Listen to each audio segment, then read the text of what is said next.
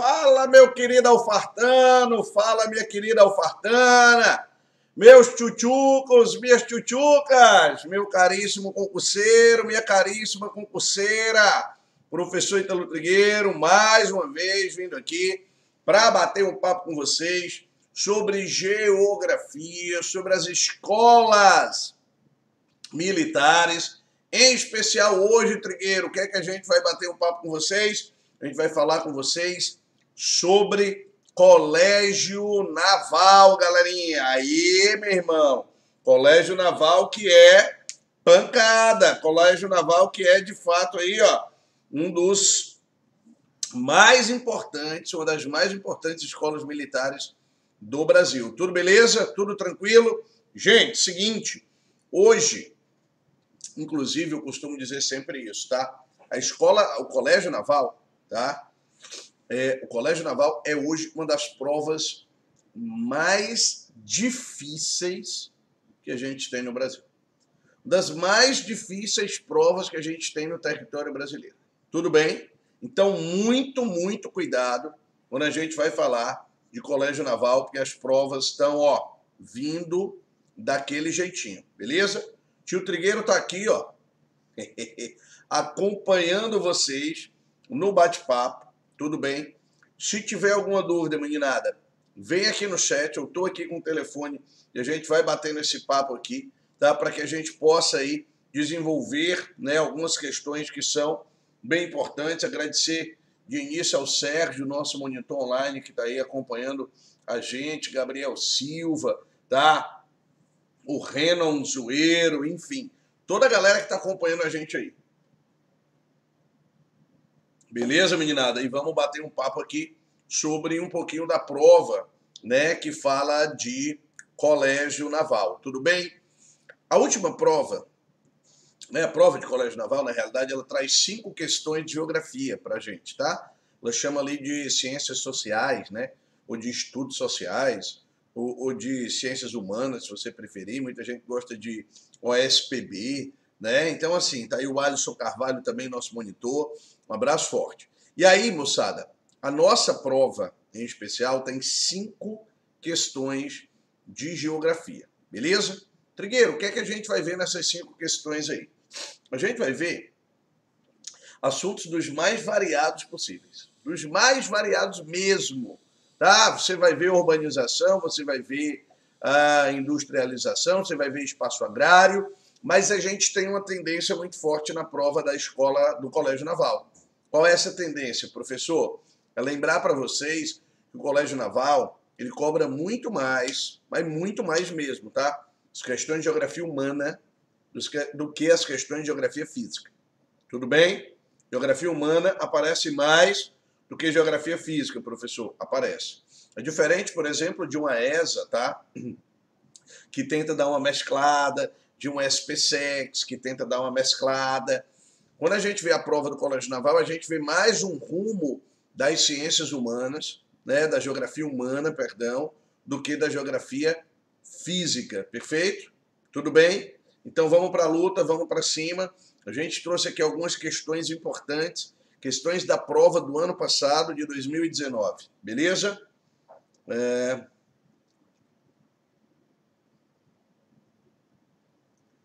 A gente vai dar uma cutucada aí depois do professor Newton Matos, tá? Lucas, dá uma falada aí com o professor Newton Matos, né? Que está à frente da coordenação, e do professor Arruda, beleza? Para ter aula aí para EFON e para EAGS. Tá ok, meu irmão? Tem que ter aula para todo mundo, beleza? E, gente, vamos para cá, vamos trabalhar algumas questões. Essa primeira questão aqui, ó, prova de 2019, observe a figura abaixo. Tem aí uma chargezinha, né? Que diz assim: papai, lê aquele conto de fadas pra gente dormir. Aí o pai diz: claro. Aí ele abre ali, né, a Constituição brasileira e diz assim: todo, serve sim, tá, Jackson?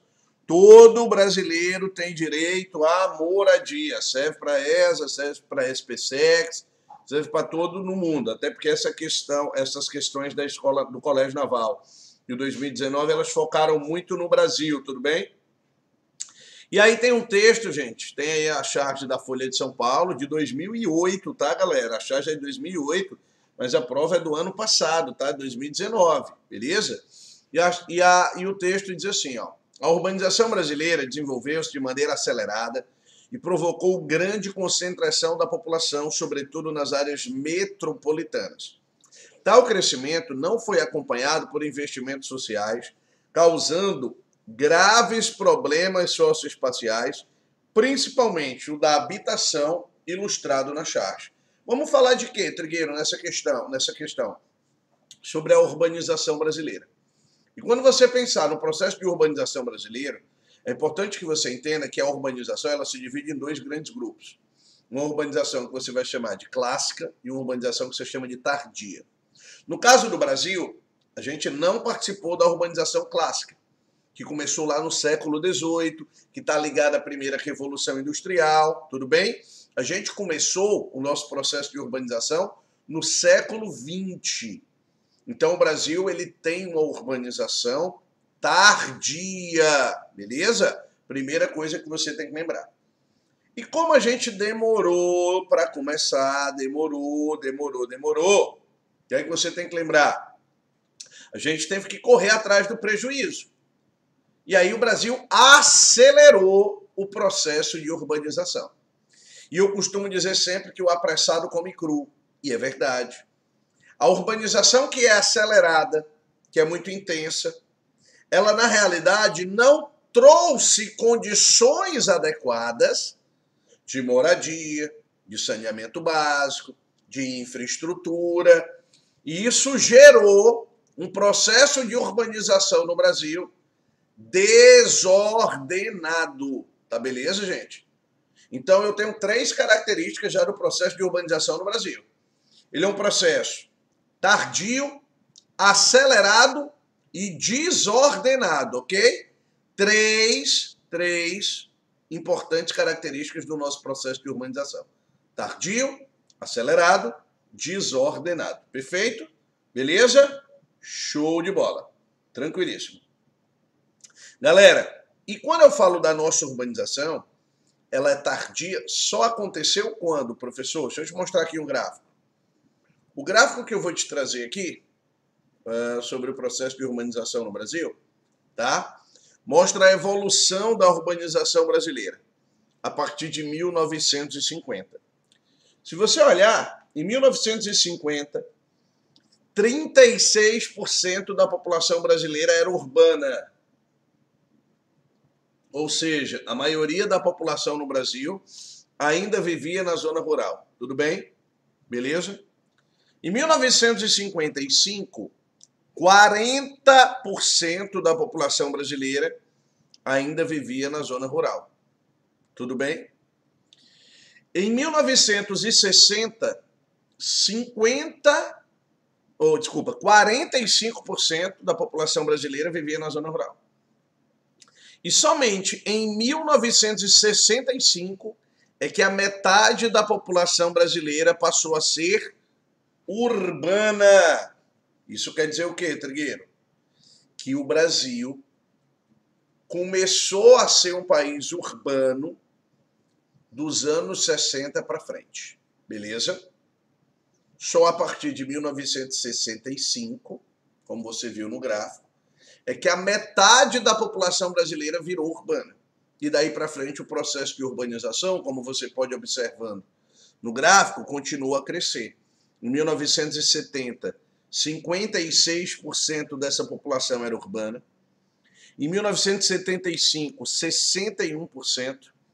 Em 1980, 66%, e aí passamos para 71%, 77% em 1990, até chegarmos ali ao ano de 2020, que é hoje, né, dentro de uma estimativa, onde quase 90% da população brasileira é urbana, tá? E que em 2030 a projeção é de 91%. Gente, hoje, tá? Qual é a porcentagem da população brasileira que é uma população urbana, Trigueiro? Mais ou menos aí 86, 87% da população brasileira é urbana hoje, tá certo? Consequentemente, eu tenho 14% de população rural. Beleza? Tranquilo? Lembrem desses dois dados. Então, Trigueiro, o Brasil é um país de maioria urbana? É. O Brasil é um país de maioria urbana. Na própria questão, ele disse o seguinte, ó, deixa eu voltar aqui para a questão. Tá? Ele diz assim, ó, tal crescimento, né, grande parte da população, para a gente, isso gerou para a gente um problema, que é o inchaço urbano. As cidades estão entupidas de gente, as metrópoles no Brasil. São Paulo tem 12 milhões de habitantes, galera. A cidade, a região metropolitana tem 20. Então isso tudo é um problema, ok? O Rio de Janeiro tem 7 milhões praticamente só na cidade, 12 na região metropolitana. Então é muita gente mesmo. E aí quando eu paro para pensar nesse cenário, quando eu passo para pensar nessa urbanização, a gente correu para a metrópole. Fator que hoje não é mais realidade. Hoje, então, professor, o Brasil não está vivendo mais uma correria em busca dessas metrópoles? Hoje não. O Brasil está correndo em direção a quê hoje, professor? As cidades médias, que são aquela travadinha aqui violenta.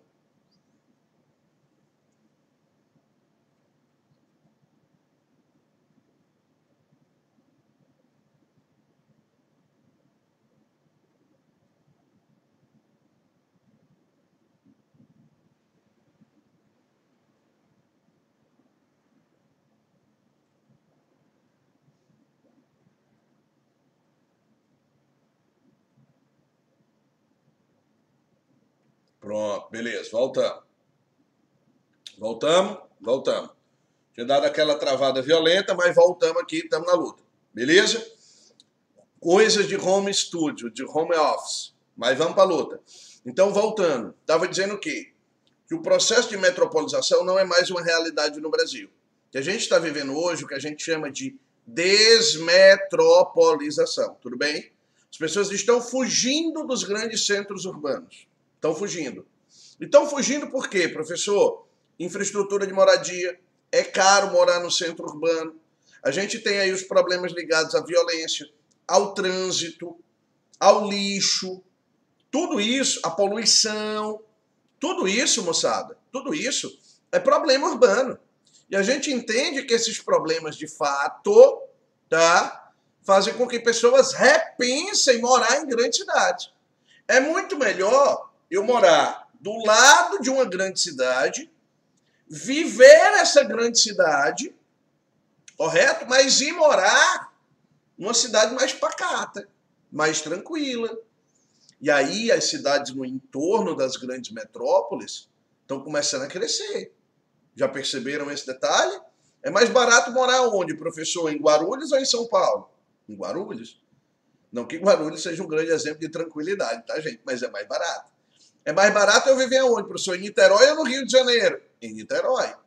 É mais barato eu viver em Viamão ou em Porto Alegre, Trigueiro? Em Viamão. É mais fácil eu morar no Eusébio ou em Fortaleza, professor? No Eusébio. É mais barato. Tudo bem? É mais em conta. Perfeito? Beleza? E veja aqui, ó, que essa população, tá? Deixa eu chegar aqui, ó. Pronto. Beleza. Que essa população está optando pelas cidades médias. Aqui, ó, você está vendo o seguinte. Aí você está vendo no gráfico as 10 cidades mais populosas do Brasil entre 2010 e 2012. Tá? Eu vou mostrar depois um gráfico atualizadozinho sobre isso. Entre 2010 e 2012, eu tinha o que ali, Trigueiro? Você tinha como primeiro lugar a cidade de São Paulo, que continua, né, a liderança, com uma taxa de crescimento, gente, ó, de 1,09. Beleza? O Rio de Janeiro vem em segundo lugar, com a taxa de crescimento de 1,10. Em terceiro lugar era Salvador, tá? Hoje é Brasília, tudo bem? Brasília é a terceira maior cidade do Brasil hoje. Passou Salvador. Salvador com 1,32% de crescimento. Olha por que Brasília passou Salvador. Olha a taxa de crescimento de Brasília. É de 3,05. Das cidades, gente, das 10 cidades que mais crescem no Brasil, Brasília e Manaus são as que encabeçam esse cenário. Manaus ainda cresce mais do que Brasília, tá? Manaus ainda cresce mais do que Brasília. Aí você tem em quinto lugar Fortaleza, com quase 2% de crescimento. Em sexto lugar você tem Belo Horizonte, com 0,87% de crescimento. Em sétimo lugar hoje, Manaus, tá? Com 3,32% de crescimento. E um detalhe, Manaus vai ultrapassar Belo Horizonte em breve, perfeito, beleza? Em oitavo lugar, Curitiba, com 1,42% de crescimento. Em nono lugar, o Recife, com 1,13% de crescimento. E em décimo lugar, Porto Alegre, com 0,52% de crescimento. Juntos, esses municípios somam 40,75 milhões de habitantes, somavam ali no ano de 2012, hoje já tem um volume bem maior, representando 21,02% da população brasileira. Perfeito? Tudo bem? Se você olhar lá em cima no gráfico, ó, eu tenho a taxa de crescimento anual de alguns municípios, beleza? Eu tenho uma taxa anual de crescimento, beleza? E quando eu olho essa taxa anual de crescimento, você vai ver o seguinte: as cidades que têm até 10 mil habitantes,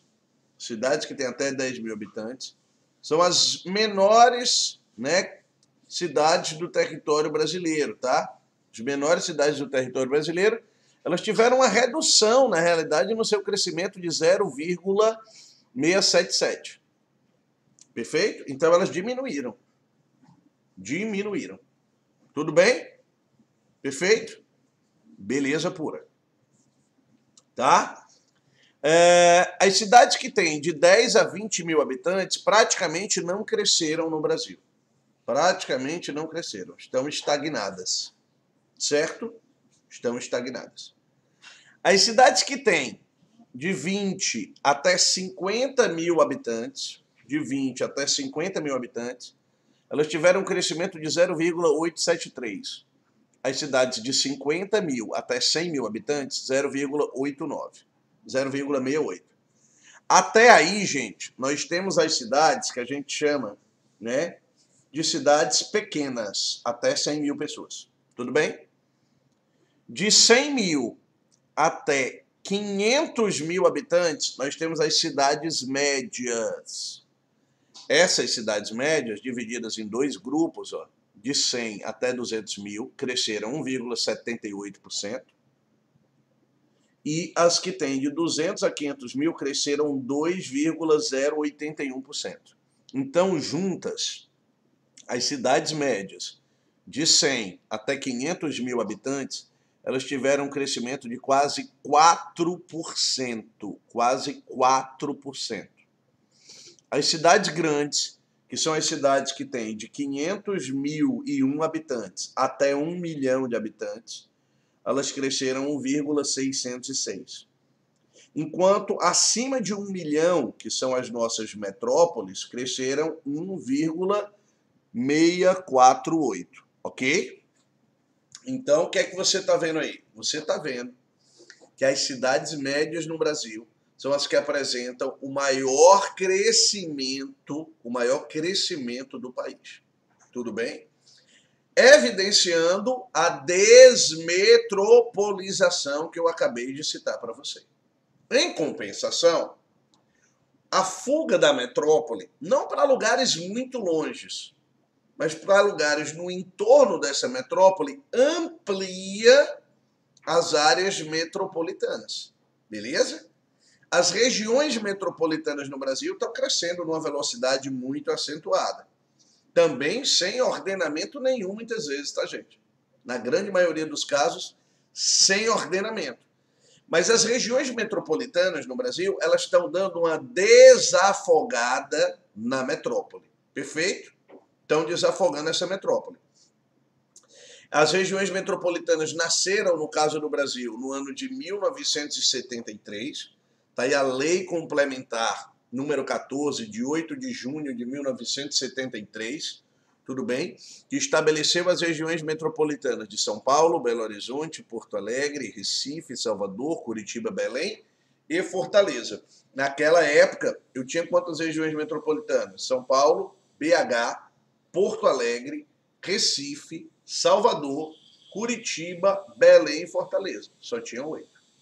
Tudo bem? Só tinham 8. Com o passar do tempo, as regiões metropolitanas foram crescendo. Hoje eu tenho mais de 80 regiões metropolitanas no Brasil. Professor Trigueiro, como é que cabe tanta região metropolitana? Eu só tenho 26 capitais, né? 26 estados do DF, só tenho 26 capitais.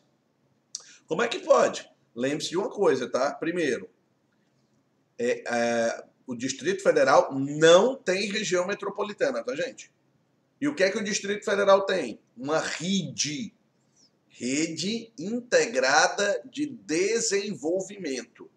Beleza? É a rede. No Brasil temos 3 redes, tá certo?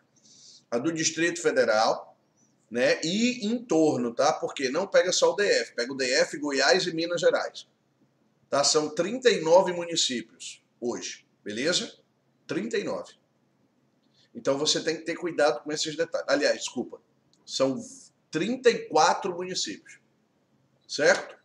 São 29 goianos, 4 mineiros e o DF, beleza?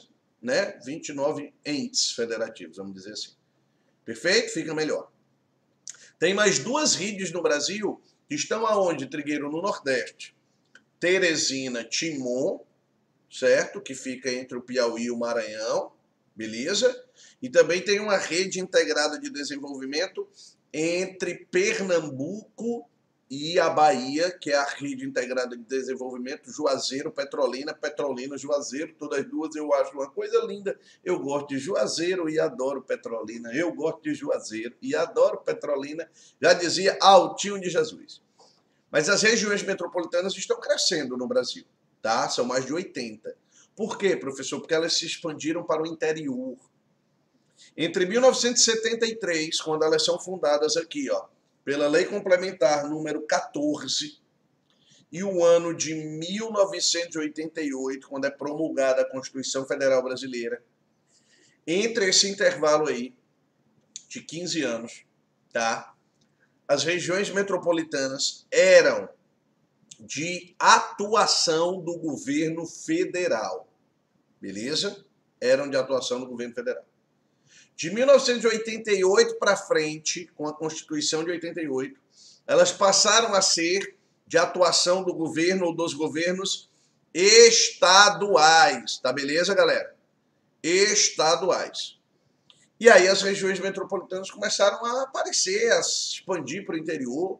Tá? Você vai em Maringá, tem região metropolitana, Londrina tem região metropolitana, tá? Você vai no interior do Nordeste, tem região metropolitana em Campina Grande, tem região metropolitana em Arapiraca, tem região metropolitana, por exemplo, em Imperatriz, no Maranhão, tem região metropolitana no Cariri, do estado do Ceará, tem região metropolitana em Sobral, no interior do Ceará. Então você tem várias regiões metropolitanas hoje espalhadas aí pelo Brasil inteiro, tudo bem? De administração hoje estadual, perfeito? Beleza? Não esqueçam dessa realidade, isso é importante pra caramba, tá? Tranquilo? Show de bola. E nessas áreas metropolitanas a gente consegue entender que a urbanização brasileira também mostra muitos dos seus problemas. A urbanização no Brasil, ela é desigual, ela está concentrada no Sudeste, no Sul e no Centro-Oeste, enquanto o Norte e o Nordeste estão distantes ainda de um processo de urbanização. Veja aqui, por exemplo, tá? A urbanização no Brasil, de acordo com... Deixa eu chegar aqui rapidinho. De acordo com as nossas regiões, olha aí, tá? O Brasil ele tinha ali em 2015, né, 85% de população urbana, tudo bem?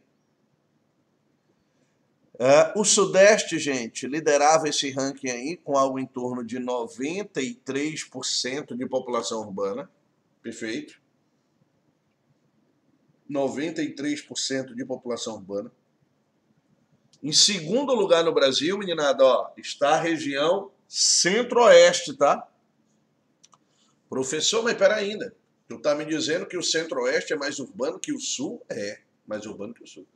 Mas, professor, no Centro-Oeste eu só vejo negócio de boi, chifre, soja, gado, calma. Mas lá eu tenho um DF, por exemplo, que é 100% urbano, basicamente. Né? E cuidado para não confundir população agrícola com população rural. Diferença básica. Qual é a diferença? População agrícola é aquela que trabalha com atividades agropecuárias, mas não precisam morar na zona rural. Entenderam? Enquanto população rural é aquela que mora no espaço rural. Uma boa parcela da população do Centro-Oeste é agrícola. Isso quer dizer o quê, Trigueiro? Que ela trabalha com atividades agropecuárias, mas elas não necessariamente moram na zona rural. Perfeito? Ok? Terceira região mais urbana do Brasil é a região sul, com a taxa ali, né, de um pouco mais de 80%. O Centro-Oeste está chegando em quase 90%, tá? Em quase 90%. Perfeito? O Norte é mais urbano que o Nordeste, por incrível que pareça. O Norte é mais urbano que o Nordeste. E o Nordeste é a região menos urbanizada do Brasil. Muita gente também questiona o seguinte, mas Trigueiro, quando eu penso no Norte, eu só penso em floresta, né? A Tainá, o Curupira, o Boitatá. Pois é, cuidado, porque essa é uma visão mítica que você tem da Amazônia. Completamente diferente do que é a realidade amazônica. Tá legal? Não vacilem, não vacilem. O norte do Brasil, professor Trigueiro, é mais urbano que o Nordeste, do ponto de vista das provas, da análise do Instituto Brasileiro de Geografia e Estatística. O norte tem aproximadamente 73,5% de população urbana, enquanto o Nordeste tem 73,1%, 73,2%. Então eu posso afirmar numa prova, Trigueiro, que o Nordeste é a região menos urbanizada do Brasil? Pode. Pode. Beleza? Tranquilo, favorável. Olha aqui de novo no gráfico. Tem uma tabelinha aí ao lado, perfeito. E essa tabela está mostrando as cidades, né, mais populosas do território brasileiro. Beleza? Cidades mais populosas do nosso território. Trigueiro, quais são as cidades mais populosas do território brasileiro? Galera, aí você vai ver, ó, né, como cidades mais populosas. São Paulo liderando o ranking, né, com mais de 12 milhões e 200 mil habitantes, tudo bem? Logo em seguida, nós temos o Rio de Janeiro, com 6 milhões 718 mil 913 habitantes, beleza? 903 habitantes, tá legal? Tá beleza? Aí eu tenho ainda Brasília, com 3 milhões e 15 mil habitantes. Salvador, com 2 milhões e 800 e lá vai pedrada. Fortaleza, com mais de 2.600, quase 2.700. Belo Horizonte, com 2 milhões e meio. Manaus, com 2 milhões e 182 mil habitantes. Perfeito? Tá lá Manaus também. Tudo bem? Aí eu tenho Curitiba, com quase 2 milhões de habitantes, Recife, né? E hoje, pessoal, uma outra mudança, ó. Porto Alegre aparecia ali em 2012 como a 10ª maior cidade do Brasil, mas a 10ª maior cidade do Brasil hoje não é mais Porto Alegre, tudo bem? É Goiânia, ultrapassou Porto Alegre. Barbaridade, tchê. Pois então, é isso aí. Beleza? Então, quando você para ver, o Brasil tem uma urbanização que também é heterogênea. Lá na nossa questão tem uma charge. E a charge está fazendo referência a um dos problemas urbanos mais graves do Brasil, que é a questão da moradia, né, gente? Então, quando eu falo da moradia no Brasil, eu estou falando de uma questão, de um problema urbano que é muito complicado. Não à toa a gente consegue visualizar em praticamente toda cidade brasileira, né, e nas grandes cidades, nas grandes metrópoles, isso se potencializa. Problemas como mendicância, tudo bem? Além da mendicância, você pode destacar problemas como, por exemplo, ocupações irregulares, né, na margem de riacho, na margem de formações lacustres, de lagos, de lagoas, etc. Favelização, áreas de risco se formando, né? Isso em praticamente todas as grandes cidades brasileiras. Nós vamos, em praticamente não, em todas as grandes cidades brasileiras nós vamos encontrar isso. Perfeito? Tranquilo? Muito cuidado quando a gente fala do nosso processo de urbanização. Beleza? Vamos tentar resolver a questão? Volta para cá. A questão diz assim, ó. Tá aqui a charge, deixa eu chegar aqui nela, né? E a família pedindo para, né, o pai ler um conto de fadas, ele começa lendo ali, né? Tem aí um textinho sobre a urbanização. E de acordo com as condições de moradia das cidades brasileiras, assinale a opção correta. O item A diz assim, ó, as pessoas de baixo poder aquisitivo têm como alternativa de moradia ocupar os terrenos periféricos nas metrópoles. Assim, o direito à cidade depende da democratização do uso e da ocupação do solo. Professor, não sei. Vamos ver o item B? A configuração das grandes cidades brasileiras deixou de ser excludente.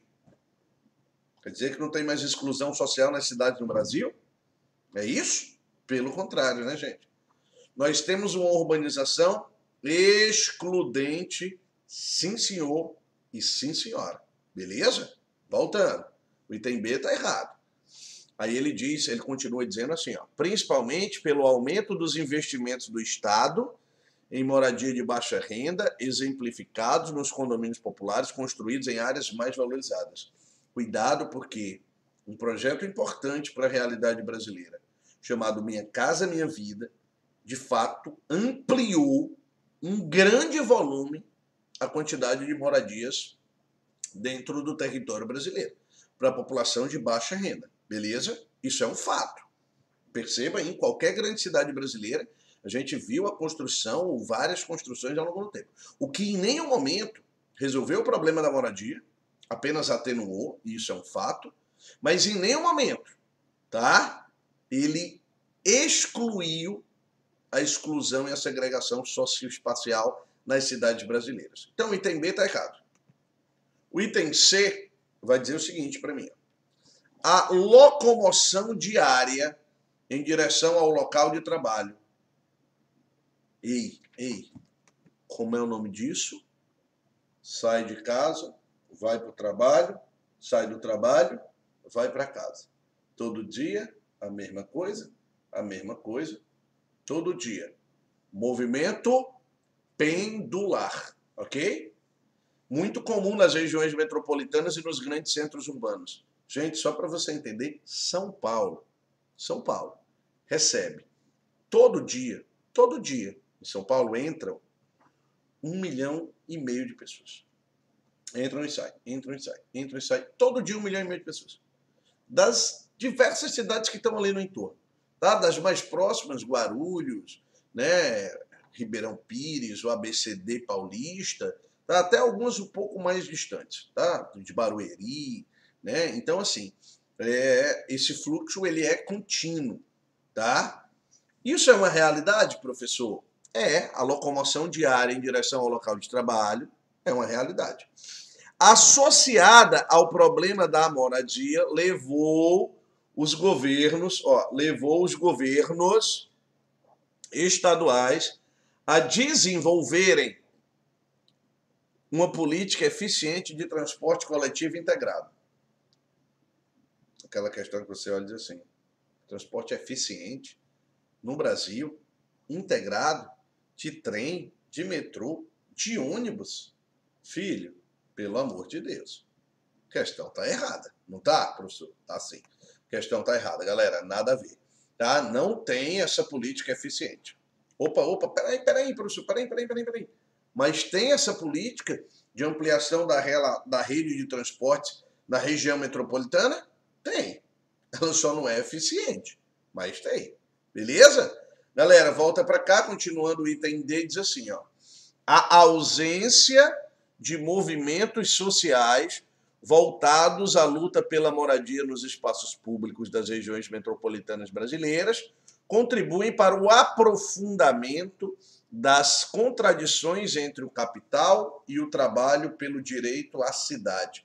Galera, a ausência de movimento social, pelo contrário, nós temos vários movimentos sociais em prol da luta pela moradia no Brasil, um que ganhou muita notoriedade nos últimos anos, quase que não sai, foi o MTST, é o Movimento dos Trabalhadores Sem Teto. Não confunda com o MST, que tem atuação na zona rural brasileira. O MTST é o Movimento dos Trabalhadores Sem Teto, é um movimento urbano, beleza? Tem um documentário importante, inclusive, que a gente deu uma olhada em alguns desses documentários vez por outra, chamado Leva, ok? Leva, que fala das ocupações, né, populares na cidade de São Paulo, beleza? A gente teve um episódio em São Paulo recente, né, de desabamento de um prédio, isso tem uns 2 anos, mais ou menos, 2 anos e meio, tá? Que chamou muita atenção para esse cenário todo e é uma questão muito complexa no Brasil, de fato, beleza? Então, os movimentos sociais existem, no item dele está falando de ausência. O item E, pessoal, diz assim, ó, os processos de intensa segregação socioespacial nas metrópoles brasileiras são minimizados pelo mercado imobiliário. Galera, especulação imobiliária, ela potencializa essa segregação espacial, negando o direito a alguns indivíduos no espaço urbano. Então, professor, volta cá para a questão. O item correto dessa questão é o item A? As pessoas de baixo poder aquisitivo têm como alternativa de moradia ocupar os terrenos periféricos das metrópoles. Fato. Assim, o direito à cidade depende da democratização do uso e da ocupação do solo. Não está dizendo que o Estado garante, não. Está dizendo que depende dessa realidade. Isso é um fato, Trigueiro? É um fato, galera. Então, primeira questão da prova da Escola Naval do ano passado, ó, né? Item correto, item A, de aprovação de Alfartano. Show? Beleza? Ó, eu não quero resolver 50 questões com vocês, eu já disse isso. Eu quero esmiuçar e detalhar as questões com vocês, tá? Eu quero que você saia daqui bom, porque a prova do Colégio Naval, meninada, é uma prova difícil, tio Trigueiro já falou isso, tá? É talvez a prova mais difícil de todas as escolas militares que a gente tem hoje no Brasil. É a minha opinião, ok? É uma prova bonita de fazer. E a geografia, ó, ela vem assim, ó, porreta. Show de bola? Beleza? Urbanização foi para conta. Vamos para uma segunda questão, que é essa aqui, ó. Questão diz assim, observe a figura abaixo. E aí nós temos o agro que é pop, o agro que é tech, o agro que é tudo, e tá na Globo, é agro a riqueza do Brasil, não é isso? É isso que vocês escutam todos os dias, é isso que vocês escutam literalmente todos os dias, né? Quem assiste a Globo, tá? Infeliz quem assiste. Ó, galera, nos últimos anos, a mídia brasileira tem veiculado propagandas que ressaltam a importância do setor agrário, principalmente o agroindustrial, na formação do produto interno bruto, o nosso PIB. No entanto, o setor tem gerado críticas quanto a seus impactos no espaço brasileiro, correto?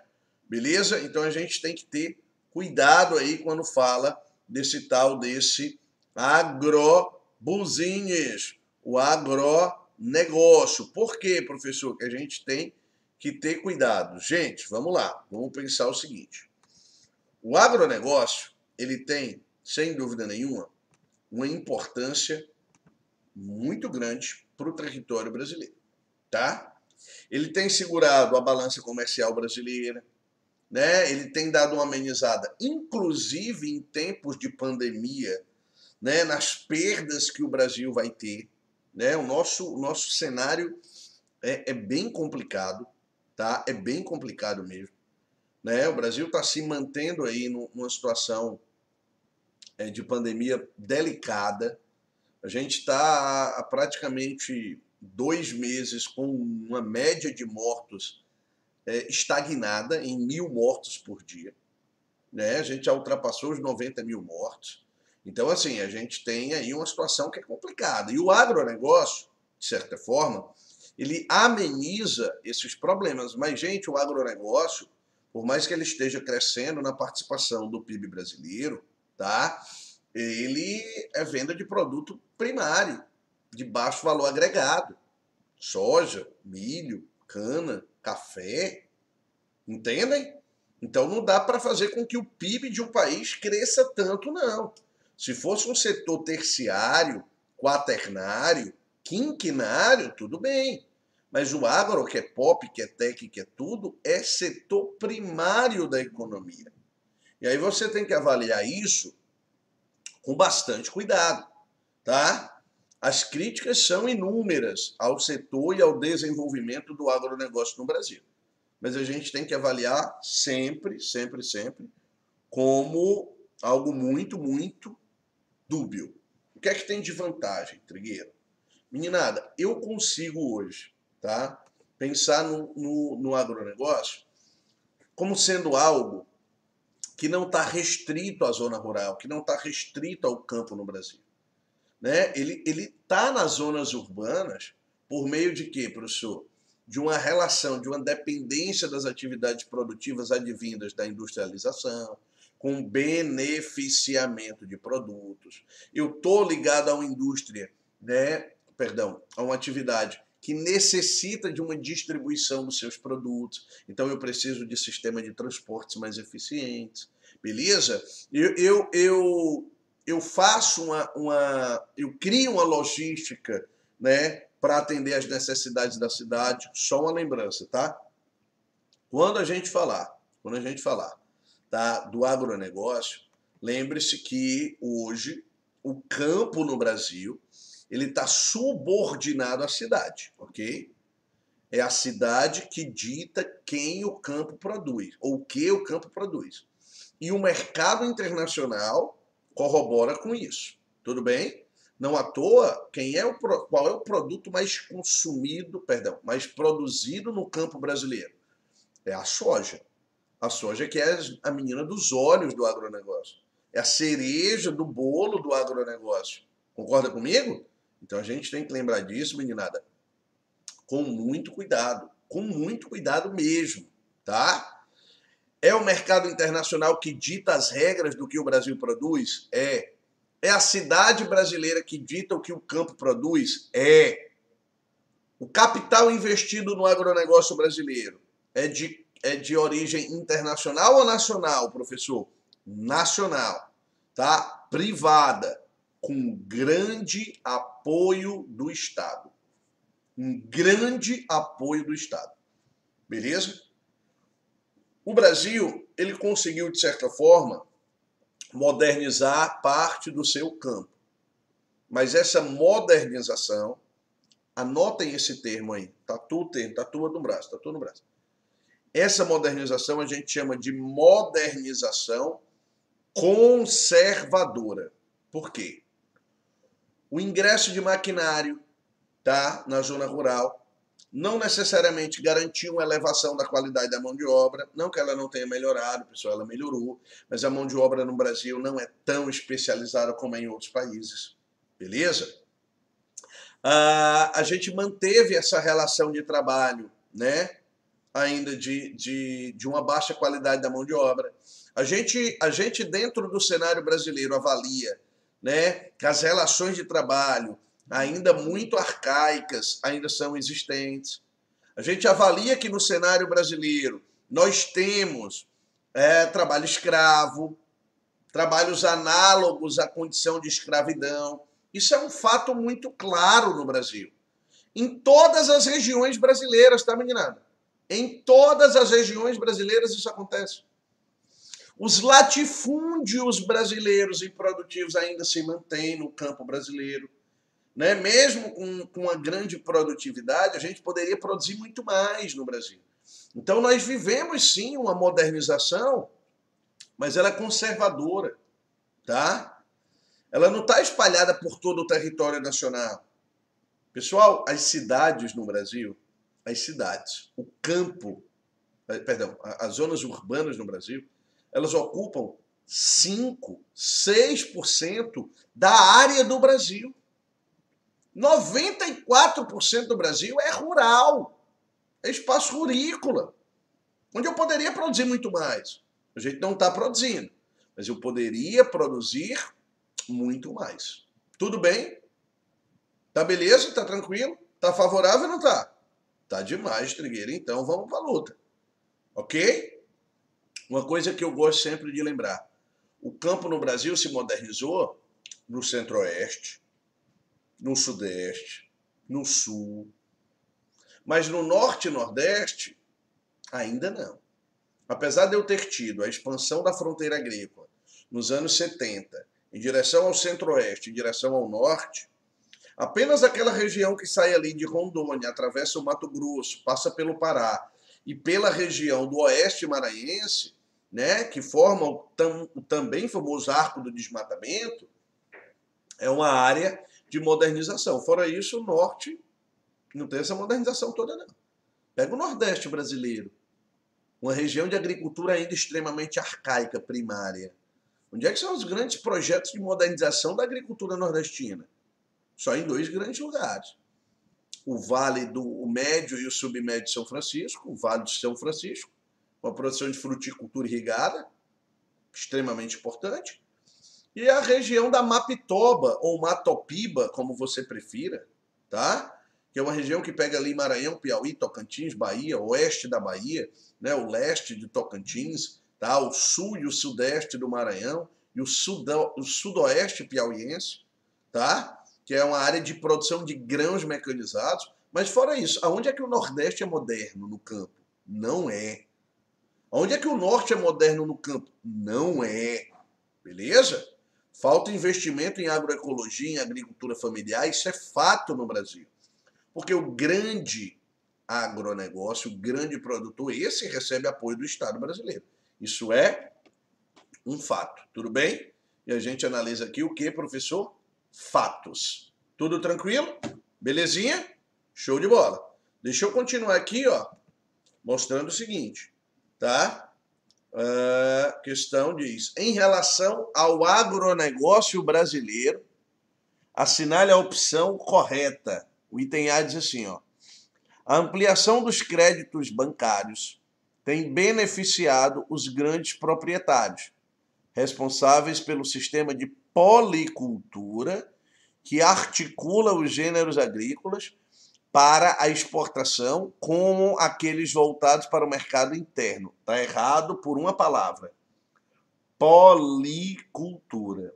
O grande agronegócio, gente, ele produz monoculturas mecanizadas.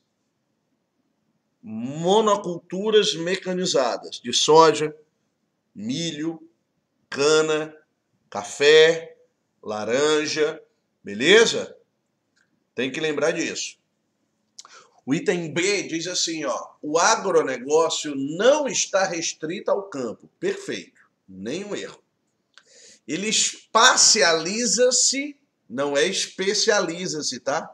É espacializa-se. Ele toma o espaço nas áreas urbanas por meio da dependência das atividades produtivas. Nenhum erro, tudo certo. Tudo tranquilo. Advindas da industrialização e dos setores de serviços, promovendo a subordinação do campo à cidade. Eu já marcaria esse item B de bola como um item correto. Mas vamos ver o item C. O grande legado que vem sendo produzido pelo setor é o banimento do consumo de agrotóxico. Galera, lembra disso que eu vou dizer? O agro é pop, o agro é tech, o agro é tudo e o agro é tóxico, tá? O agro também é tóxico. O Brasil, desde o ano de 2006, transformou-se no maior consumidor mundial de agrotóxicos, tá? E isso é pelo desenvolvimento das grandes monoculturas no Brasil, tudo bem? Inclusive com vários embates em torno de projetos de lei, né, como o 6299, que é a chamada PL do veneno. Tudo bem? Então o Brasil é um grande consumidor de agrotóxicos. né? A questão diz que ele baniu os agrotóxicos. Pelo contrário, o Brasil está liberando aí uma série de agrotóxicos. Agrotóxicos, inclusive, que são proibidos em países que têm políticas muito mais liberais que as nossas, como é o caso da China, dos Estados Unidos, né? Como é o caso do metamedaforme, né? Que é um derivado do antigo DDT, né? Que o corpo humano não consegue expelir, tá? Então a gente tem isso como um problema dentro do cenário brasileiro. Tudo bem?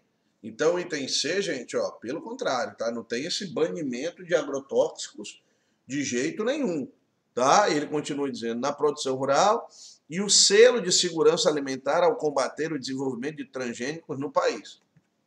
Transgênico no Brasil é proibido? Eu soube agora. Ai, que susto. Meu filho, é o pau que rola. O Brasil é um dos grandes produtores de transgênicos do planeta. Tudo bem, galera? Vamos voltando.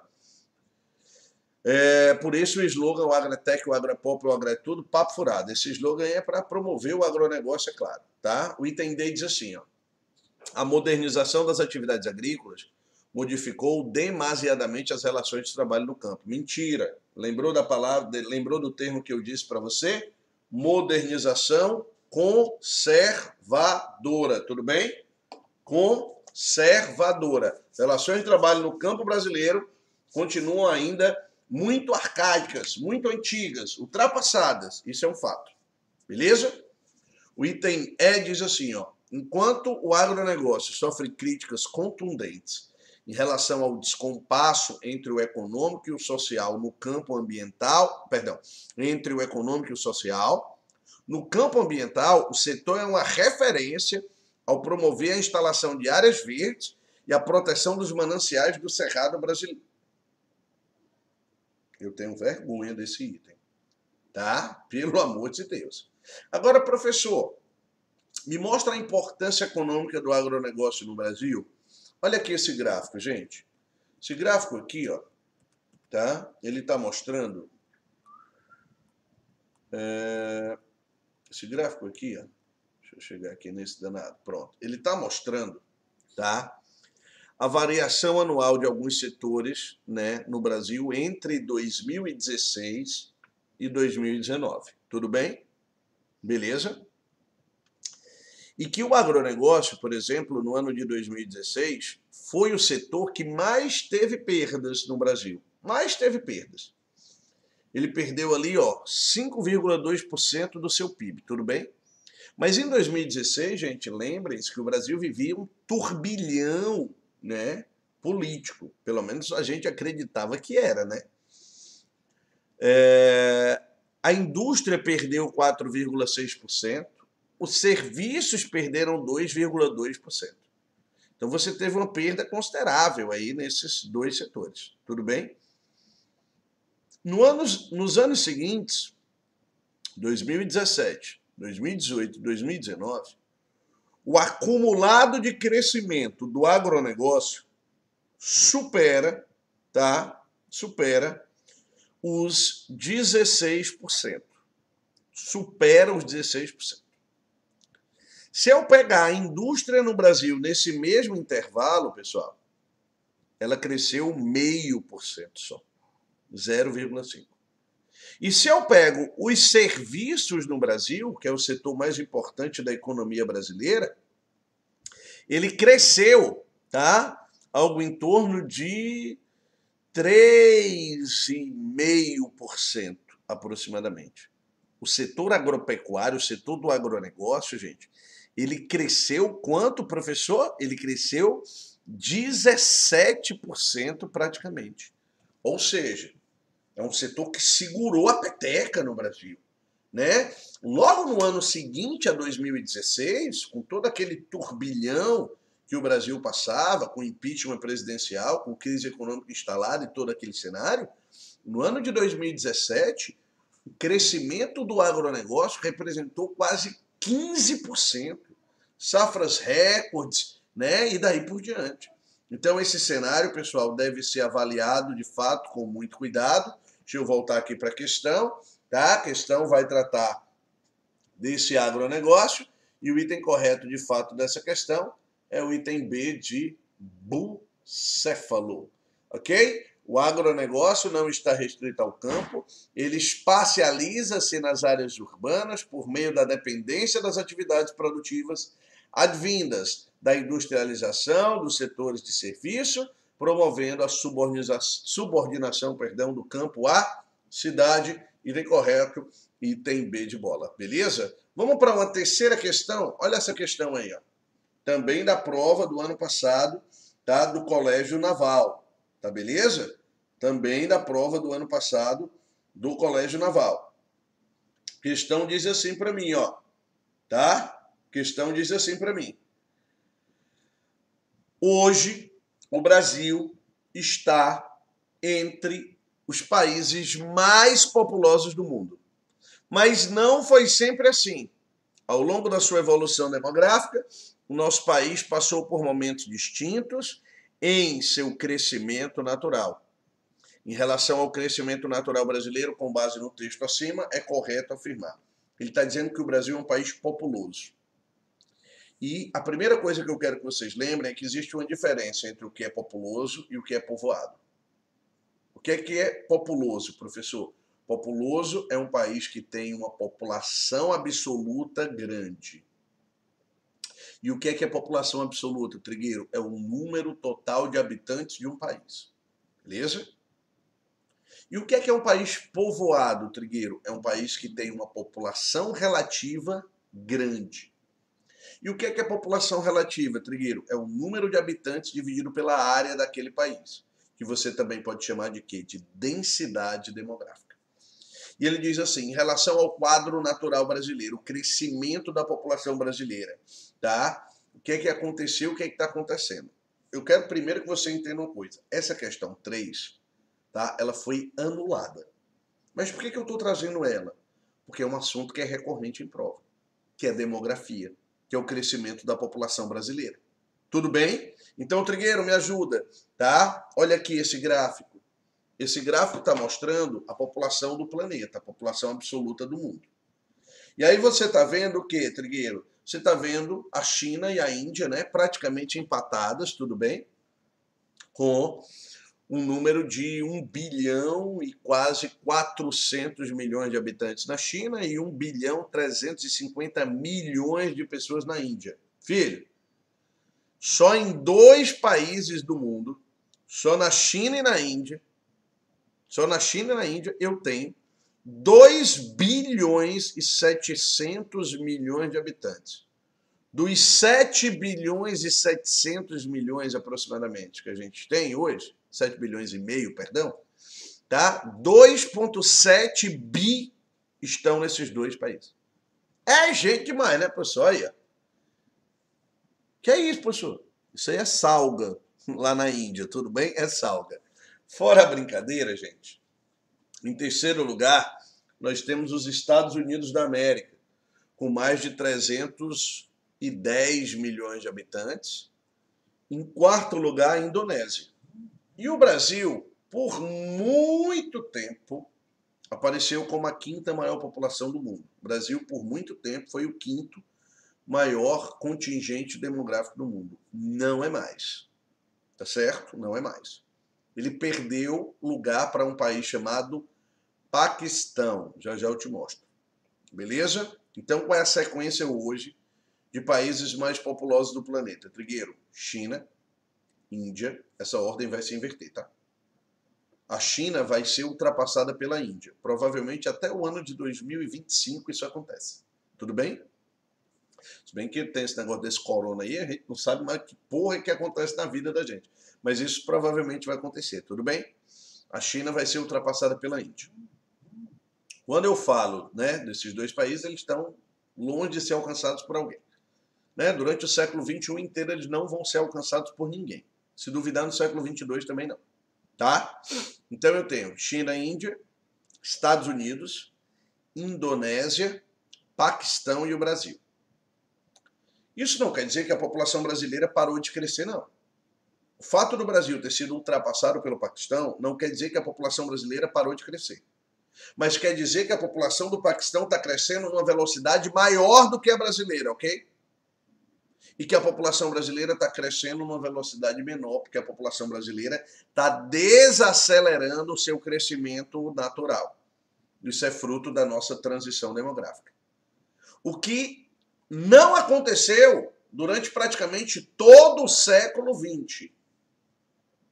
Durante todo o século XX, pessoal, a população brasileira cresceu em velocidades gigantescas, até os anos 60, sobretudo. Dos anos 60 para frente, ela veio desacelerando.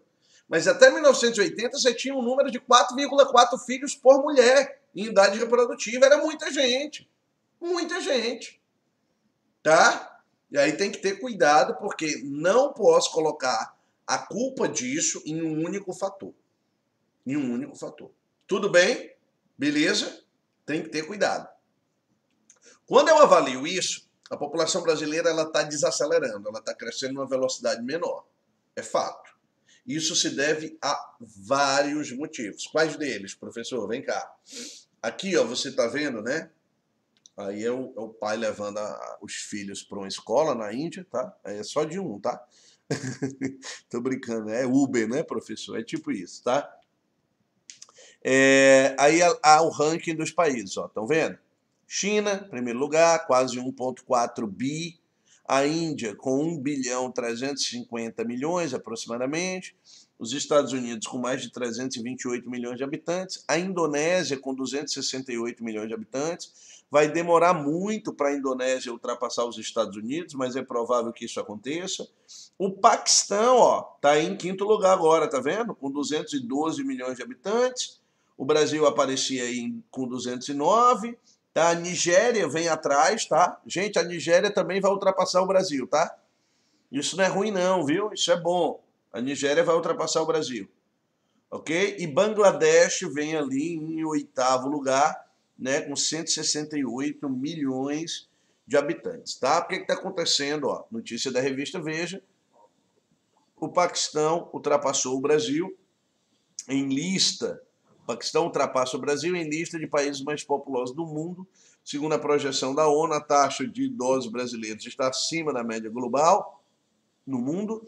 Mais de 2 bilhões de pessoas devem nascer até 2020, beleza? Então você tem aí uma reca de gente nascendo. É claro, né? Não é ingressar mais 2 bilhões de pessoas, tá? Até porque as pessoas vão nascendo e tem uma resto também que vai morrendo. Tudo bem? Beleza? Fato. Resultado, Trigueiro. População brasileira aí, ó, no dia 10 de setembro de 2019, tá, às 8h36 da manhã, ela era de 210 milhões de habitantes. Né? 210 milhões, 433.870. O IBGE atualiza isso aí constantemente, né? Mas isso mostra, né, que a população brasileira ainda está crescendo, mas ela está desacelerando. Olha aqui, ó. Isso aí é a taxa de fecundidade no Brasil, taxa de fecundidade, entre o ano de 2000 e o ano de 2015. Estão vendo? O que é que aconteceu aí, Trigueiro, entre o ano de 2000 e o ano de 2015? A taxa de fecundidade no Brasil, que era de quase 2,5, tudo bem? Ela caiu para algo em torno de 1,6, 1,7 em 2015. O que é taxa de fecundidade? Taxa de fecundidade é o número de filhos por mulher em idade reprodutiva. O que é a idade reprodutiva? Maior ou igual a 15 até 59 anos de idade. Tudo bem? Beleza? E o que é que está acontecendo com a população, professor? Está diminuindo de tamanho. Olha para a tua família, olha para a minha família. Tá? Eu, Trigueiro, né? A minha família, literalmente, ela é uma família formada por um grande volume de indivíduos. A minha mãe, ela teve 9 irmãos, né, dos quais 6 morreram muito jovens, ou minha avó, né, perdeu na hora do parto, né, ficaram 4, um morreu posteriormente, né, temos 3 ainda. O meu pai tinha 1, 2, 3, 4, 5, 6 irmãos, ok? 6 irmãos. Perdão, 5 irmãos. Tá? Eram 6 com ele. Né? Dos meus tios, irmãos da minha mãe e do meu pai, quase ninguém teve mais que 3 filhos. Quase ninguém teve mais que 3. Ok? Tem um pervertido ainda, um tarado, que teve 5. Mas fora isso, quase ninguém teve mais que 3 filhos. Beleza? Meu pai e minha mãe, 3 filhos, eu tenho 2 irmãos. Eu tenho 2 filhas. Parou. Total. Total. 2 tá bom. Tá? Por quê, professor? É caro. Professor, deixa de ser miserável, sou é professor do Alfa. Sou, mas mesmo assim, é caro. Tá? Menino é caro, negada. Não é pouco, não. Pague colégio pra você ver. Tá? Onde come um, come 2.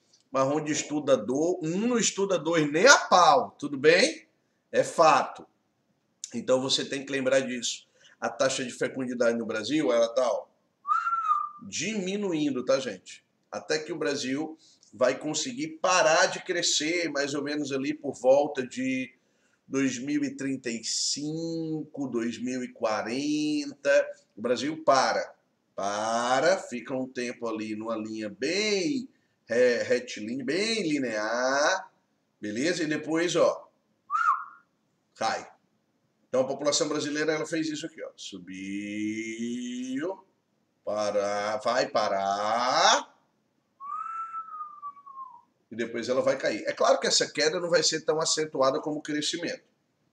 Porque só no século XX a população brasileira aumentou 9 vezes. 9 vezes. Tudo bem? Então a população está crescendo numa velocidade aí, ó.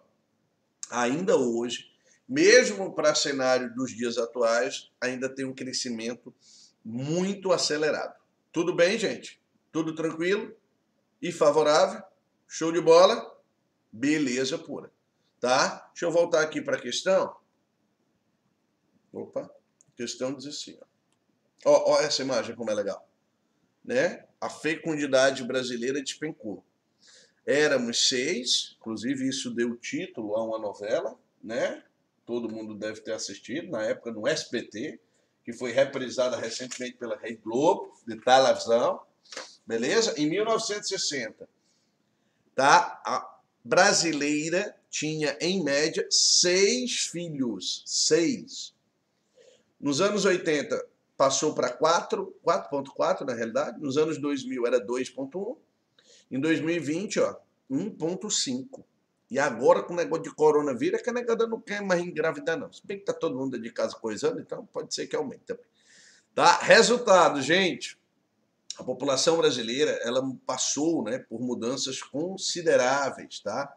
Ela passa por mudanças que são, né, consideráveis, importantíssimas. Então, cuidado com esses detalhes aí, porque isso é uma realidade. Tá? A pirâmide etária, que é esse gráfico que vocês estão vendo aí no Brasil, ela mudou consideravelmente. Ó. A pirâmide etária ela mede 3 coisas, né? Ela traz para a gente 3 grupos etários, né? Os jovens que estão ali entre 0 e 19 anos, na base da pirâmide. No corpo dessa pirâmide estão os adultos, até 59 anos. E depois disso os idosos, tá? E o que acontece com essa pirâmide etária, professor? A base dela está ficando mais estreita. E o corpo e o ápice dessa pirâmide estão subindo. Vamos dar uma olhadinha? Isso aí é 1990. Isso aqui é 2010. A população continua a crescer, tá? Só que o corpo dela aumentou. E o ápice dela também aumentou, também alargou. E olha o que vai acontecer com a pirâmide etária brasileira em 2050. Olha a base. A base estreitou muito, né, professor? Isso. O corpo aumentou e o topo dela também aumentou. Isso mostra que o número de idosos no Brasil vai crescer. Trigueiro, hoje, 2020, o número de idosos é maior que o número de jovens? Ainda não. Tem estimativa do Instituto Brasileiro de Geografia e Estatística, do IBGE, que aponta que até 2032 2032, o número de idosos vai ultrapassar o número de jovens. Ô Trigueiro, me tira uma dúvida. Com o atual cenário de coronavírus, que ampliou muito a mortalidade, principalmente entre os idosos, esse dado pode ser revisto? Pode. Pode. Antes da pandemia, tudo bem? Antes da pandemia, nós tínhamos uma perspectiva de que o número de idosos iria ultrapassar o número de jovens até 2032, aproximadamente. Nas expectativas, né? Nas estimativas, melhor dizendo. Mais liberais até 2032, nas mais conservadoras até 2034, tá? Até 2034. Mas com o cenário pandêmico que a gente está vivendo hoje, com o número de mortos muito grande no Brasil de idosos, isso pode ser revisto. Tudo bem? Isso pode ser revisto. Mas essa mudança aqui no gráfico revela que a gente está tendo menos filhos no cenário brasileiro, menos filhos, tudo bem? E essa perspectiva vai alterar a composição da nossa pirâmide etária. Trigueiro, ele fala do crescimento da população brasileira. Deixa eu voltar aqui rapidinho só para ver a pergunta lá na questão. Ele diz assim, ó, em relação ao crescimento natural brasileiro, com base no texto, acima é correto afirmar o quê, Trigueiro? Vamos lá para os itens que ele tinha me dado. Lembre-se que essa questão foi anulada, tá? Ele diz assim no item A, foi muito elevado entre o final do século XIX e a primeira metade do século XX, uma vez que a maioria da população residia na área rural, tinha muitos filhos, contribuindo assim para elevadas taxas de natalidade no país. O erro dessa questão, desse item, tá? Foi fazer o seguinte, ó, foi, né, matar o crescimento na primeira metade do século XX. Porque em 1960, gente, o crescimento da população brasileira ainda era muito grande. Em 1970, da mesma forma. Se você lembrar, né, da Copa de 1970, você vai lembrar de uma musiquinha que diz assim, ó, 90 milhões em ação, pra frente Brasil, do meu coração. Todos juntos vamos, pra frente Brasil, salve a seleção. De repente é aquela corrente pra frente, parece que todo o Brasil deu a mão. Não tem essa musiquinha aí? 1970, 90 milhões em ação. 90 milhões. Em 1980, a população continua a crescer, em 1900, em 2000, da mesma forma. Então, assim, ó, população brasileira cresceu durante a segunda metade do século XX também. É muito provável que esse item ele fosse dado como item correto, tá? Mas a questão foi anulada. Tudo bem? Beleza? Olha o item B. Diminuiu o ritmo de crescimento na década de 50. Não, não diminuiu. O item C, a partir dos anos 80, cresceu rapidamente. Não, não cresceu. Ela diminuiu um pouquinho, tá? O item D diz assim, ó, tem crescido nas últimas décadas. Verdade. Ainda que as taxas de natalidade estejam diminuindo, a partir dos anos de 1960. Aí ficou ruim, porque nos anos 70, tá? Ela não começou a diminuir tão acentuadamente aí, não. Aí ele continua dizendo, imposições de uma urbanização que contribui para uma forte redução das taxas de mortalidade e aumento da expectativa de vida da população. Tudo bem. O item E diz assim, ó, se encontra em rápido processo de declínio, não é rápido o processo, é lento e é gradual. Portanto, a gente teria ali uma dúvida entre o A e o D, como as possíveis opções corretas, mas mesmo assim, tá? Isso deixa a questão errada. Tudo bem? Essa questão foi anulada. A próxima questão, quarta, diz assim, ó, os limites dos estados nacionais parecem tão exatos nos mapas políticos que fica difícil duvidar que não estiveram sempre ali. Né? Ele está falando da demarcação dos territórios, né, nos dias de hoje, beleza? Né? E aí ele continua, né, nessa quarta questão dizendo o seguinte, ó, suas demarcações são estabelecidas com base em posições calculadas por coordenadas geográficas. Assim, os limites tornam-se concretos. As bacias hidrográficas têm um papel decisivo no estabelecimento de áreas fronteiriças. Entre os territórios, os rios e divisores de água estão entre os elementos da superfície terrestre mais utilizados no estabelecimento de limites territoriais. Texto aí do grande professor Douglas Santos. Um abraço aí, professor Douglas Santos, que é um conhecido, um querido aqui no Ceará. Beleza? E aí, pessoal, eu estou aí com um mapinha, ó, das regiões hidrográficas brasileiras, tudo bem? Amazônia, né, Tocantins, Araguaia, Atlântico Nordeste Ocidental, Parnaíba, Atlântico Nordeste Oriental, Bacia do São Francisco Velho Chico, Bacia do Atlântico Leste, Atlântico Sudeste e Atlântico Sul, Bacia do Paraguai, do Paraná e Bacia do Uruguai, ok?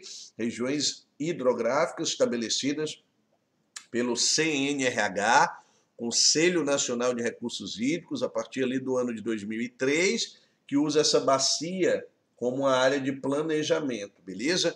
Mas no texto ele fala que os rios sempre serviram como o quê, professor?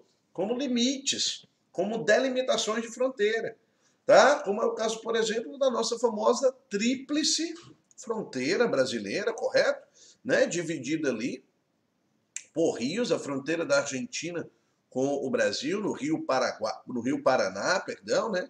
As famosas 7 quedas ali do Rio Paraná, lá em Foz do Iguaçu, tá? Do outro lado tem lá Puerto Iguaçu, na Argentina, né? O Alfa vem por outra, leva a gente para umas conferências chatas, rapaz, lá, né? A gente se diverte nos hotelzinhos mais ou menos, né? Toma um gorozinho, tá todo mundo de folga, tá? Ninguém tá trabalhando, certo? Depois do trabalho, depois do trabalho. Então isso é uma realidade, tá, gente? E aí a gente tem isso como um fato. A questão diz assim, ó, sobre o entorno geográfico da bacia do Paraná, com base no texto acima, assinale a afirmativa, as afirmativas abaixo. Essas questões que têm 4 itens, 5 itens, são muito cobradas em provas das escolas militares. Ó, abre o olho, tá? Não vacila. Beleza? Questão 1 diz assim, ó. O item 1, tá? A hidrovia do Rio Paraná possui um potencial quase esgotado em virtude do volume de carga transportada no comércio entre as economias brasileiras, argentina e uruguaia. Galera, cuidado. A hidrovia Tietê-Paraná, certo? Ela é a principal hidrovia brasileira. É a que movimenta a maior quantidade de recursos e a maior quantidade de carga, o maior volume. É a hidrovia do Mercosul no Brasil. Então, de fato, ela é muito, muito importante para o Brasil. Mas quando ele diz que a hidrovia do Rio Paraná possui um potencial quase esgotado, isso deixa o item errado. O item 1 está errado. Por quê? Porque a gente pode ampliar a navegação no Rio Paraná. Beleza? Então o item 1 está errado. Se o item 1 está errado, aprendam a fazer questão. Você vai lá no item A, ó, e mata o item A. Vai lá no item B, ó, e mata o item B. Vai lá no item C e mata o item C. Tudo bem? Beleza? Com isso, você já identificou que só sobrou para mim o D e o E, certo? Como respostas para essa questão. O item D e o item E. A quarta questão, o quarto item, tá? Ele é correto. Porque tanto ele aparece no D como ele aparece no E. Aprenda a fazer questão, foi isso que eu disse para vocês. A porosidade das fronteiras entre Brasil, Argentina e Paraguai tem facilitado o contrabando de produtos eletrônicos, cigarros, drogas, entre outros, realizado pelos rios devido à dificuldade de fiscalização. Porosidade são as brechas, né, das fronteiras. E esse item está correto. Então eu preciso avaliar se o 2 é correto. Vamos lá no 2.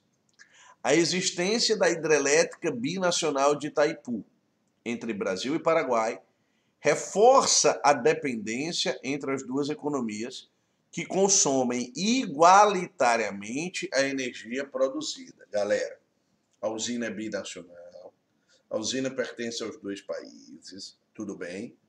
O Brasil tem direito à metade da energia gerada, o Paraguai tem direito à outra metade da energia gerada. Isso é um fato, ponto. Só que, galera, pensa na economia brasileira. O Brasil chegou a ser o sexto maior PIB do mundo em 2010. Hoje, com todo esse cenário, tá? Que de 2014 para frente atrapalhou muito o desenvolvimento brasileiro, o Brasil ainda é, hoje, o nono maior PIB do mundo. Hoje, o nono maior PIB do mundo. Tá? Imagina o PIB do Paraguai. O que você já ouviu falar de economia do Paraguai? Pessoal, o PIB brasileiro, tá? Ele é 35 vezes maior que o PIB do Paraguai. O PIB brasileiro é 35 vezes maior que o PIB do Paraguai. O PIB do Paraguai não representa quase nada. O PIB do Paraguai é tão pouco importante quanto o do Uruguai. Tudo bem? Então o Paraguai, ele tem uma industrialização muito reduzida. O Paraguai vive à base de contrabando, vamos dizer assim. Tá? Tem um PIB pequeno, galera. Então, quando eu penso num país como o Paraguai, a industrialização é muito pequena, o consumo de energia, gente, é pequeno. Quantos habitantes a gente tem no Paraguai, moçada? Não me falha a memória, 7 milhões de habitantes. Como é que os caras consomem a mesma quantidade de energia que o Brasil? Está errado. Tá? O Brasil consome muito mais energia que o Paraguai. Mas, professor, o Paraguai tem direito à metade da energia, não tem? Tem. Se ele não usar como ele não usa, o que é que ele faz com essa energia? Ele vende para quem? Para o Brasil. Então, ó, os dois países têm direito a 50% cada da geração de energia, tudo bem? De Itaipu. O Paraguai não usa esses 50%, então ele vende para o Brasil a parte que ele não usa. Tá legal? Tudo bem? Então, Trigueiro, esse item 2 está errado. Tá errado. Portanto, se o item 2 está errado, galerinha, se o item 2 está errado, elimina o item D de dado, perfeito. E o item correto dessa questão é o item E de Eva. 3 e 4 são corretos, onde o item 3 diz assim, ó, o sul do Brasil apresenta a maior quantidade de cidades gêmeas. Opa! Trigueiro, o que é cidade gêmea? Cidades gêmeas são as cidades de fronteira, tá? Que estão ali unidas, tudo bem? Que estão, vamos dizer assim, integradas com as cidades de outros países. E ele diz, no sul do Brasil, nós temos a maior quantidade de cidades gêmeas. Ele deu um exemplo nesse item, que foi Foz do Iguaçu e Cidade do Leste. Beleza, nenhum problema, tudo certinho. Mas eu posso ir, por exemplo, para Uruguaiana e Santana do Livramento também, no sul, beleza? Na divisa com o Uruguai. Tá? São cidades que cresceram e que estão misturadas praticamente, mas que tem uma fronteira entre elas. Tudo bem? Tudo tranquilo? Ele continua dizendo o seguinte, ó.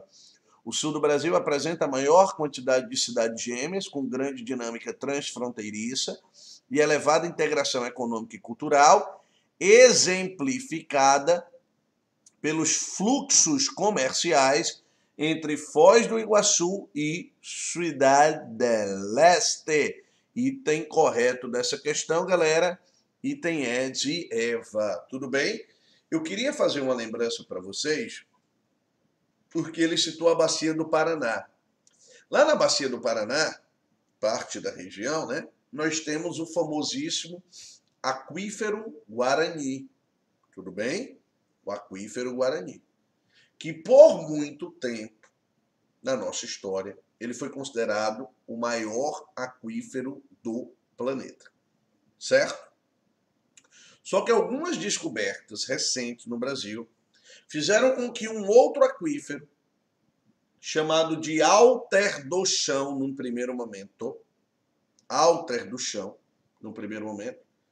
né, fosse descoberto e que a gente já conhecia, na realidade, a província geológica do Alter do Chão, mas que a gente percebeu que o Alter do Chão tinha um volume de água muito maior do que o aquífero Guarani, mas muito maior mesmo, quase que o dobro do volume de água. Enquanto no aquífero Guarani nós temos 45 mil quilômetros cúbicos de água, que é muita coisa, não sei nem quanto é, mas é muito. No Alter do Chão eu tenho 86 mil quilômetros cúbicos de água, ok? Então é água a dar com pau. Só que esse Alter do Chão, fale baixo, que para sua concorrência não se assustar, fale baixo. Esse Alter do Chão hoje, gente, ele não é chamado apenas de Alter do Chão, beleza? E como é que eu chamo esse danado, professor? Anote aí, anote. S-A-G-A. S-A-G-A. Saga. Professor, Saga? É, Saga. Que diabo é esse Saga, Trigueiro? Anote, anote. Sistema aquífero gigante da Amazônia. Tudo bem? Sistema aquífero gigante da Amazônia. Anota aí, anota aí. Tá? Com potencial gigantesco. Beleza? Esse sistema, né, aquífero gigante da Amazônia, tá? Ele compreende unidades litoestratigrafas, né? Posicionadas, vamos dizer assim, historicamente na geologia do mundo, de uma maneira muito recente. Tá? Então ele pega ali as bacias, né, do Amazonas, do Solimões, do Acre, tá? E tem uma área, né, que somada, hoje, o Alter do Chão tinha quanto, professor? 86 mil quilômetros cúbicos de água, certo? O sistema aquífero gigante na Amazônia, ô susto, rapaz, isso é hora de estar ligando para mim, né? É minha mãe. Ô mãe, isso é hora de assustar a gente ao vivo, tá? Esse sistema aquífero gigante da Amazônia, negada, 160 mil quilômetros cúbicos. 160 mil quilômetros cúbicos. Olha que negócio maluco. Tá? Então, assim, a gente tem aí um sistema extremamente complexo dentro da realidade brasileira. Tudo beleza? Tudo tranquilo? Show de bola? Moçada, né? A mãe assustou a gente, tá? Vamos aqui, ó, para uma última questão. Deixa eu voltar aqui para vocês, para uma última questão. Tá? Questão de número 5 dessa prova aí, né, do Colégio Naval de 2019, ok? De 2019. Trigueiro, vai lá, arrocha, tá? Vamos para cima. Questão diz assim, gente, ó. O espaço geográfico tem cada vez mais despertado interesses de grupos, países e empresários pela disponibilidade dos recursos naturais dispostos nos territórios. Essa cobiça exige dos países detentores de grandes riquezas cada vez mais a implementação de políticas adequadas à proteção da soberania nacional. Beleza? No Brasil, é crescente o debate sobre a importância da Amazônia Azul, uma imensa área do litoral, medindo quase 4,5 quilômetros quadrados, o que acrescentaria ao país uma área equivalente a mais de 50% de sua extensão territorial. Sobre as potencialidades e os desafios marítimos do Brasil, assinale a opção correta. Ele está falando da Amazônia Azul. O avanço do comércio exterior propiciou, nas últimas décadas, a diminuição da vulnerabilidade do país. Galera, errado. Errado. Por quê? Porque o aumento do comércio, ele amplia essa vulnerabilidade. Certo? Ele amplia. Tudo bem? Ele continua errando dizendo o seguinte, ó. visto que os fretes marítimos são transportados majoritariamente por navios de bandeira brasileira. None. None. Nhonhonhó. Bandeira o quê, Trigueiro? China. China. Chinesa. Bandeira americana. Bandeira holandesa. Ok? China. Lembra disso. O item B diz assim, ó. Embora as descobertas das reservas de petróleo no pré-sal, nas bacias de Santos e Campos, possibilitassem o aumento da extração pela via marítima, ainda o Brasil depende quase que exclusivamente,